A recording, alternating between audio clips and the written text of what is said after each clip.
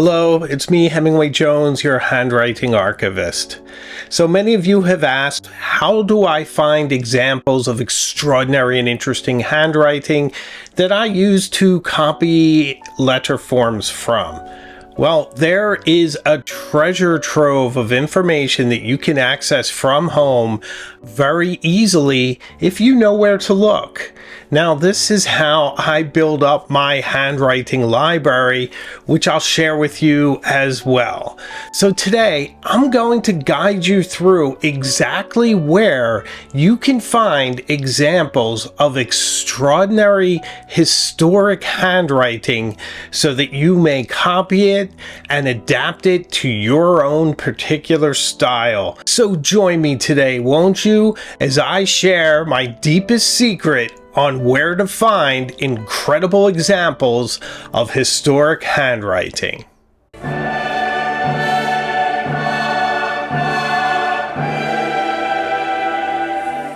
So I've spoken in the past about my handwriting library, and this contains a whole bunch of interesting examples of historic handwriting that I use to adapt into my own style, my own hand. I don't copy them outright.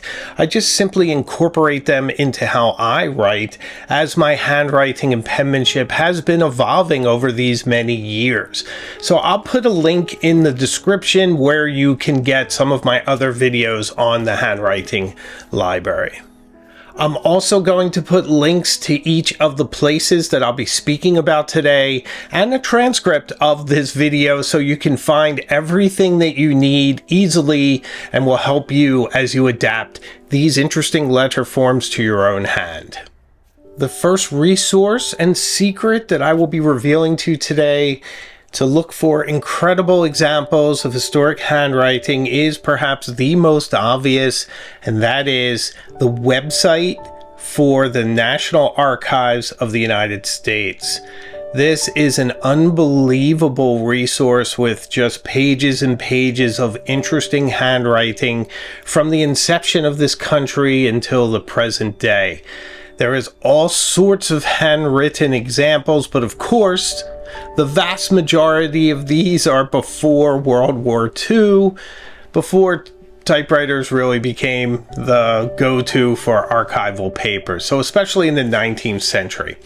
And what you see is some extraordinary examples of English roundhand, incredible elaborate letter forms, all sorts of interesting things to adapt to your personal style.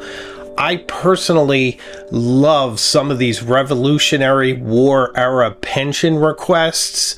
They are amazing. The hand is interesting. The letter forms are swirling, and it's just incredible to think that these were the official forms of the day when you compare them to kind of our more boring, banal forms that we use now. So very extraordinary examples there, and just so many of them. And the other thing you can do is to simply enter in the term cursive into the search bar, and so many examples will come up as well.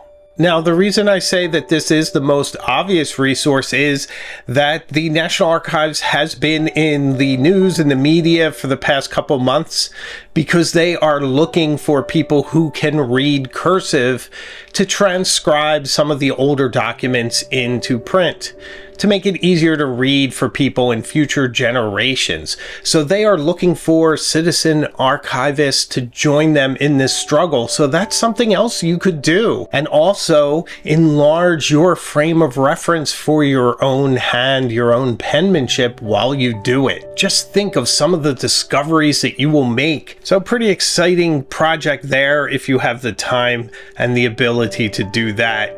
Super fun and very analytical. As you look at each line to transcribe it, you can get an understanding behind the hand that made it. Another great trip is that there is a section called Don't Leave Us Hanging that has a lot of miscellany in there. And if you look at anything older than, say, 1900, 1910, you're going to see some extraordinary examples of handwriting. So the National Archives website, like any government website, can be a bit of a maze, and there are some dead ends and whatnot.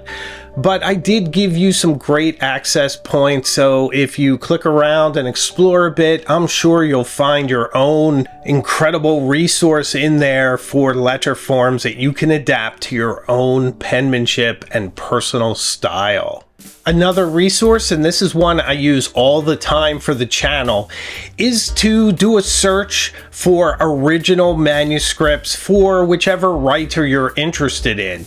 In this case, I found an incredible resource for the original writings of Emily Dickinson from Amherst College right here in the Commonwealth of Massachusetts. And further, the Emily Dickinson archive has many links to even more resources and examples of her original manuscripts, all done in her hand right there in Amherst in her house. That link to history is absolutely amazing to see the actual penmanship of Emily Dickinson.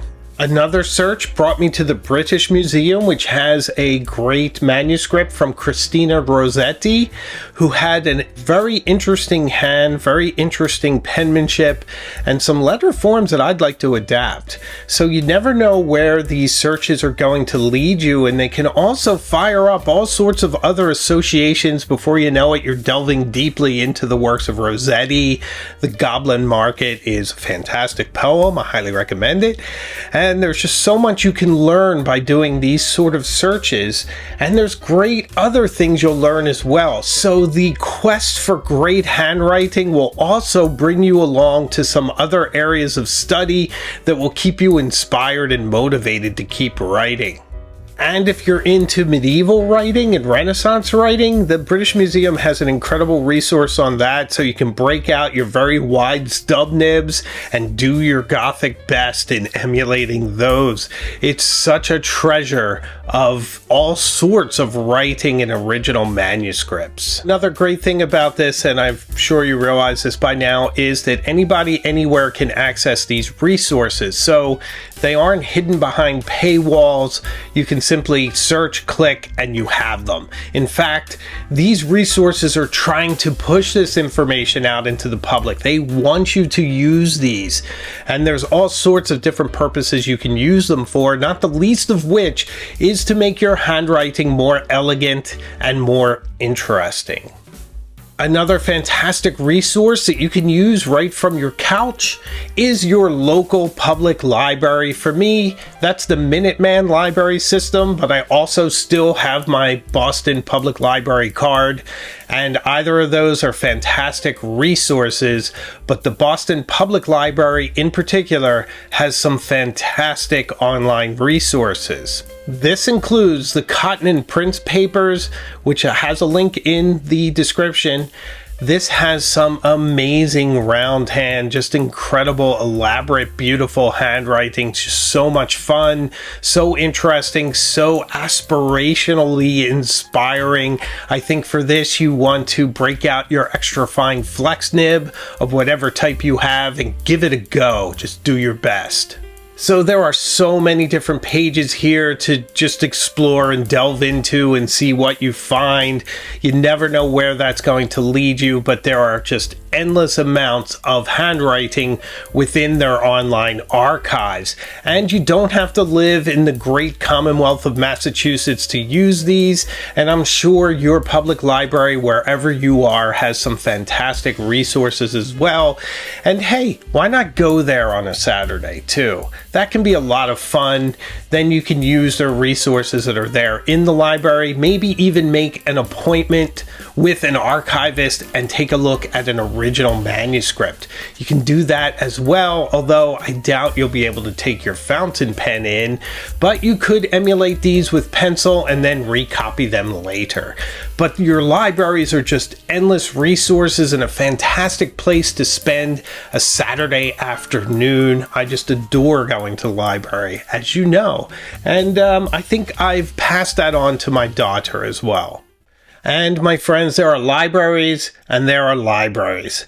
And my next one for you is one of the most amazing libraries I've ever seen, and that is the Library of Congress. If you're looking for the handwriting of a famous American, there's probably an example in the online collection of the Library of Congress. What an amazing resource. Would you like to analyze one of the most amazing Americans, most inspirational Americans that ever lived, Abraham Lincoln's handwriting? Well, it's there at the Library of Congress. So you can access that and see his penmanship and emulate part of it. Have a bit of that inspiration for yourself.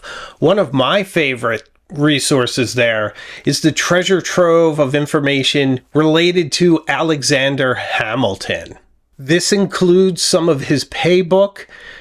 The handwriting there is so fun and so interesting. I've already copied it into my handwriting library.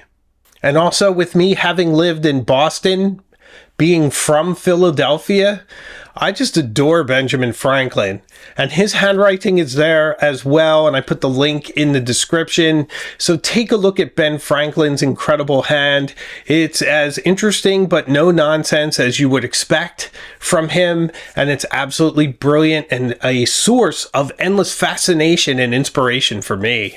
Another fantastic resource for penmanship and handwriting are the various museums around the world, but I want to single out one, and that's the Isabella Stewart Gardner Museum, which many of you know is dear to me. I used to volunteer at the Isabella Stewart Gardner Museum, and that's where I met my wife. So that museum has had a positive impact on my entire life. I know it quite well from giving tours around it, each item in it, and the one I want to share with you is her collection of letters. And what makes this so interesting? Not only the fact that you can access it from home, but also because Mrs. Gardner was herself seeking out really interesting, beautiful letter forms and letters. So it wasn't just about famous people of her time and notables, but she also wanted really beautiful letters that were interesting, that had a little bit of personality, a bit of a twist. There's pictures in there, pictures in the margins, letters that take up a quarter of the page with handwriting around them. Just really neat stuff. So it is a fantastic basis from which you could start your handwriting library and to incorporate some of these interesting letter forms into your hand. I just adore the Isabella Stewart Gardner Museum, and if you have a chance to visit, then check it out. It's amazing. They're all there in glass cases. You can get very close to them. You can see the different handwriting up front. You can imagine the sorts of nibs and pens that form these letters. It's just an amazing experience in one of the most unique museums in the entire world. So I would urge you, if you are ever in Boston, please do put the Isabella Stewart Gardner Museum on your itinerary. You will absolutely adore it. Let me give you a couple other quick resources. Those genealogy sites, I'm not on them, but I do understand that they have many original documents that you can look at. They have different signatures and different records of people who entered the country at different times. Whatever country you're from, they have different birth certificates and whatnot. So that would be an interesting resource too. And there's also things like presidential libraries. We have the JFK Library here in Boston that has many examples of John F. Kennedy's handwriting right there on display for you to see, or to ask an archivist if you can take a look at something in person.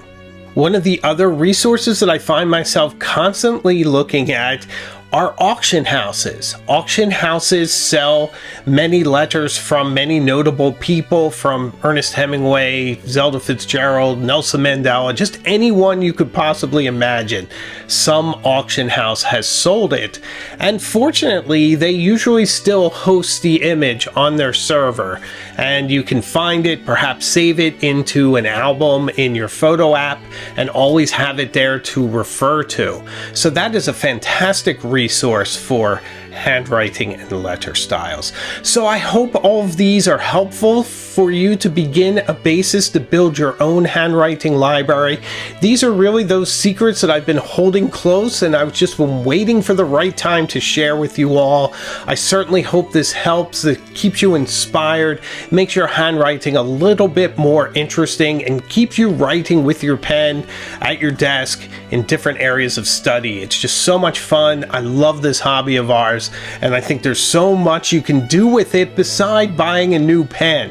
Why not just work on your handwriting? So thank you very much for watching. I really appreciate it. If you got to this point in the video, please leave me a comment of what you think about these resources and maybe some other resources that you know of.